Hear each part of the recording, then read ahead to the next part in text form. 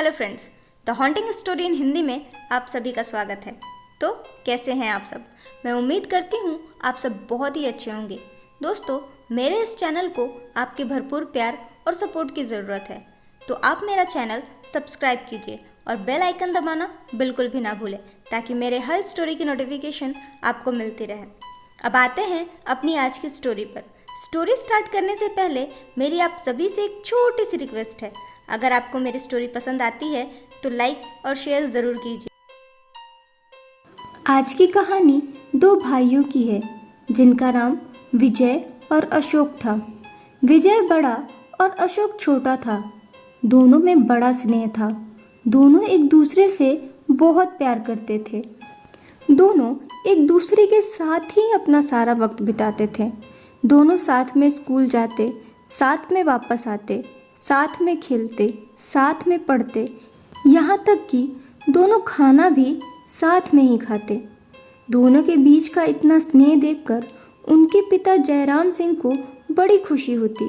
देखते देखते समय ने करवट ली और अब दोनों भाइयों ने स्कूल से कॉलेज की दहलीज पर कदम रखा और वहाँ भी दोनों के बीच का प्यार वैसे ही बरकरार था जैसे कि बचपन में था। दोनों पढ़ने में भी होशियार थे, मगर जयराम सिंह की अचानक तबीयत खराब होने के कारण दोनों ने अपने पिता जयराम सिंह की देखभाल करने का फैसला लिया और दोनों ने अपनी कॉलेज की पढ़ाई पूरी किए बिना अपने पिता के दुकान को संभालने का फैसला किया। हालांकि विजय ने अपने छोटे भाई अशोक से कहा कि तू अपने कॉलेज की पढ़ाई मत छोड़, तू अपने कॉलेज की पढ़ाई पूरी कर ले। रही बात पिताजी की तो उनका ख्याल मैं रख लूँगा, साथ ही साथ मैं दुकान भी संभाल लूँगा। ये सुनकर अशोक ने विजय से कहा, भैया हम दोनों मिलकर पिताजी को संभालेंगे और हम दोनों मिलकर दुकान भी संभालेंगे। आप चिंता मत कीजिए, हम दोनों मिलकर सारी जिम्मेदारियां अच्छे से उठा लेंगे। दोनों भाइयों ने अपना फर्ज निभाते हुए जयराम सिंह की दुकान संभाल ली। दोनों ने न सिर्फ दुकान बल्कि घर की जिम्मेदारियां भी बखूबी निभाई। ये सब कुछ देखकर जयराम सिंह को अपने बेटों पर बड़ा फक्र महसूस हुआ, क्योंकि दोनों बड़े अच्छे से दुकान भी संभालते थे और साथ ही साथ वो दोनों जयराम सिंह का सहारा भी बन गए। एक दिन जयराम सिंह ने अपने दोनों बेटों को अपने पास बुलाया और कहा, अब मैं बूढ़ा हो चुका हूँ, मेरा कोई भरोसा नहीं कि मैं कब इस दुनिया को छोड़ दूँ, मगर अपने मरने से पहले मैं तुम दोनों के सर पर सेहरा सजते हुए देखना चाहता हूँ। यही मेरी आखिरी इच्छा है। मैं अपने जीते जी तुम दोनों की शादी कराना चाहता हूँ। क्या तुम दोनों को मेरे इस फैसले से कोई ऐतराज़ है? दोनों ने अपने पिता से कहा, हमें आपके किसी भी फैसले से कभी कोई ऐतराज़ नहीं हुआ पिताजी। हम जानते हैं कि आप जो भी करेंगे हमारी भलाई के लिए करेंगे। हमें आपके फैसले से कोई ऐतराज़ नहीं, जैसा आप ठीक समझें। इतना कहकर दोनों वहाँ से चले गए। जयराम सिंह ने अपने दोनों बेटों की शादी एक साथ एक ही मंडप में कराने का फैसला लिया और कुछ ही दिनों में जयराम सिंह ने अपनी इच्छा अनुसार दोनों बेटों की शादी करा दी।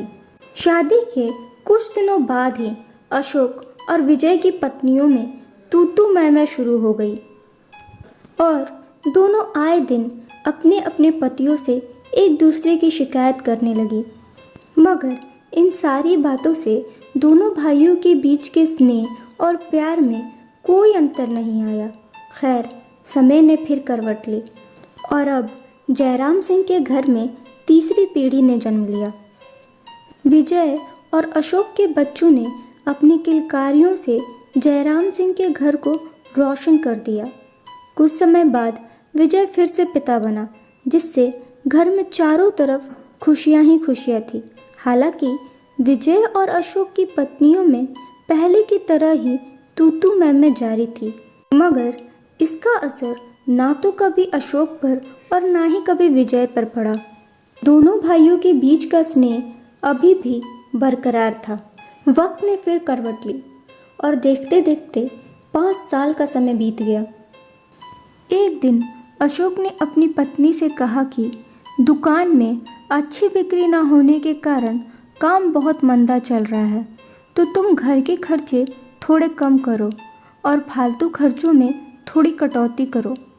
ये सुनकर अशोक की पत्नी सारिका आग बबूला हो गई और उसने अशोक पर झल्लाते हुए कहा कि हमारा सिर्फ एक ही बच्चा है, तो हमारा कोई खास खर्च नहीं है। तुम ये सारी बातें अपने भाई से क्यों नहीं कहते कि वो खर्चा कम करे, क्योंकि उनके 2 बच्चे हैं और घर में जितना भी फालतू खर्च होता है उन दोनों के कारण ही होता है। सारिका की ये सारी बातें विजय की पत्नी सीता ने सुन ली। फिर क्या था, दोनों के बीच में फिर से तू मैं शुरू हो गई। तब तक वहाँ विजय भी आ गया। विजय ने सारी बातें सुनी। बातें सुनकर उसे बहुत गुस्सा आया और उसने अशोक की पत्नी पर चिल्लाते हुए कहा कि तुम कौन होती हो मेरे बच्चों के खर्चे गिनने वाली। अकेले तुम्हारा पति ही नहीं कमाता, मैं भी कमाता हूँ और जैसे मेरी मर्जी होगी मैं वैसे पैसे खर्च करूँगा। तुम होती कौन हो मुझे और मेरी पत्नी को खर्चे से रोकने वाली। विजय की ऐसी बातें सुनकर अशोक को बहुत गुस्सा आया और उसने गुस्से में अपने बड़े भाई विजय पर चिल्लाते हुए कहा कि आप कौन होते हैं मेरी पत्नी से इस तरह बात करने वाले। देखते देखते ये बहस इतनी बढ़ गई कि दोनों भाई हाथापाई पर उतर आए। जब जयराम सिंह ने दोनों भाइयों को इस तरह लड़ते हुए देखा तो झगड़ा सुलझाते हुए दोनों को अपने अपने कमरे में जाने के लिए कहा। दोनों भाइयों के बीच अब इतनी दरार आ गई थी कि पहले घर का बंटवारा, फिर दुकान का बंटवारा और अब ज़मीन के बंटवारे की भी बारी आ गई थी। जयराम सिंह ने मजबूर होकर अपनी सारी संपत्ति अपने दोनों बेटे अशोक और विजय में बराबर बराबर बांट दिया। जहाँ एक तरफ अशोक सारी संपत्ति लेकर खुश था, वहीं दूसरी तरफ विजय की पत्नी ने विजय को ये सोचने पर मजबूर कर दिया था कि जितनी संपत्ति अशोक के पास है वो उसके बच्चे के लिए पर्याप्त है, लेकिन जितनी संपत्ति विजय के पास है वो उसके दोनों बच्चों के लिए पर्याप्त नहीं है। क्योंकि अशोक की एक ही औलाद थी तो उसकी संपत्ति उसके हिसाब से ज़्यादा है और विजय की 2 औलाद है, उस हिसाब से विजय के पास कम संपत्ति है। इन सब से विजय के मन में अशोक के प्रति ईर्ष्या उत्पन्न हो गई, जिससे आए दिन दोनों भाइयों में झगड़े होते रहते। अपने दोनों बेटों को इस तरह लड़ता देख जयराम सिंह इस सदमे को बर्दाश्त नहीं कर पाए और कुछ ही दिनों में उनकी मृत्यु हो गई। पिता की मृत्यु के बाद दोनों भाई खुलकर एक दूसरे के सामने आ गए और आए दिन एक दूसरे से लड़ते। जहाँ एक तरफ दोनों भाई एक दूसरे से लड़ते, वहीं दूसरी तरफ दोनों की पत्नियाँ दोनों को उकसाने में कोई कसर नहीं छोड़ती, जिससे दोनों के मन में एक दूसरे के प्रति नफरत उत्पन्न होने लगी। एक दिन विजय ने तय किया कि वो अपने भाई अशोक की संपत्ति भी हड़प लेगा। यही सोचकर उसने एक योजना बनाई और उसने अपने भाई को उसी ज़मीन पर बुलाया जिसका बंटवारा जयराम सिंह ने दोनों के बीच बराबर बराबर किया था। विजय ने अशोक से कहा कि तू अपने हिस्से की आधी ज़मीन मुझे दे दे। इस पर अशोक ने कहा, मैं ऐसा क्यों करूँगा, मैं अपने हिस्से की ज़मीन आपको क्यों दूँ। इस पर विजय ने कहा, तेरा सिर्फ एक बेटा है और मेरे 2, तो मेरी ज़रूरत के अनुसार मेरी ज़मीन कम है और तेरी ज़मीन तेरी ज़रूरत से कहीं ज़्यादा है। इस पर अशोक बोला, तो मैं क्या करूं? पिताजी ने हमें ज़मीन बराबर बराबर बांटी है। आपकी ज़मीन आपकी ज़रूरत से आपको कम लगता है तो ये मेरी परेशानी नहीं बल्कि आपकी परेशानी है। आप कोई और नई ज़मीन खरीद लीजिए। आपका मेरी ज़मीन पर कोई अधिकार नहीं है और आप मुझसे इस तरह से मेरी ज़मीन नहीं मांग सकते। अशोक के इस तरह से इनकार करने पर विजय को अशोक पर बहुत गुस्सा आया और उसने वहाँ पर रखी हुई एक कुल्हाड़ी से अशोक पर वार कर दिया, जिससे वहीं के वहीं अशोक की मृत्यु हो गई। अशोक की मृत्यु के बाद विजय बहुत घबरा गया। उसे समझ नहीं आ रहा था कि अब वो क्या करे। फिर उसने अशोक की लाश को उसी की ज़मीन में दफना दिया और वो चुपचाप घर चला आया। अशोक के घर ना लौटने पर उसकी पत्नी बहुत परेशान हो गई। सबने मिलकर अशोक को ढूंढा, जिसमें विजय भी शामिल था। अशोक के ना मिलने पर अशोक की पत्नी अपने बच्चों के साथ अपने मायके चली गई और विजय अपने पूरे परिवार के साथ अशोक की संपत्ति पे ऐश करने लगा। अशोक की मृत्यु के कुछ समय बाद ही विजय के दोनों बेटों की मृत्यु हो गई। अभी विजय इस गम से उभरा भी नहीं था कि अचानक उसकी पत्नी की भी मृत्यु हो गई। पत्नी की मृत्यु के 6 महीने बाद ही विजय को पूरे शरीर में पैरालिसिस हो गया। अब विजय ना तो चल पाता था, न उठ पाता था, न बैठ पाता था और ना ही खा पाता था। एक दिन जब विजय सो रहा था तो उसे अपने सपने में अपना छोटा भाई अशोक दिखाई दिया। अशोक ने विजय से कहा, तूने मुझे मारा और मैंने तेरे पूरे परिवार को, और आज मैं तुझे भी मार दूंगा।